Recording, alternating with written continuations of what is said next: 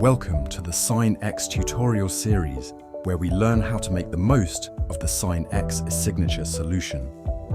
Today, we'll explore how to sign a document with your own digital signature, step by step. Let's get started. First, log into your SigNEX portal using your credentials. Once you're logged in, click on the Self button in the main menu. This takes you to the self-sign window. Here, you can sign digital documents with your own signature. First, add a mandatory title for the workflow. Next, let's upload the main document.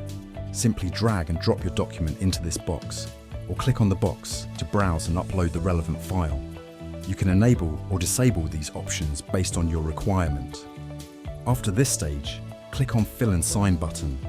Here, you'll see a preview of your document along with tools to place signature placeholders. When everything is positioned perfectly, click Sign. Here, you can select the registered mobile device you want to sign from and click Continue. Congratulations! You've successfully sent the document to be signed with your own digital signature with SigNEX. Amazing! Stay tuned for more tutorials to help you master SigNEX. Until next time, happy signing!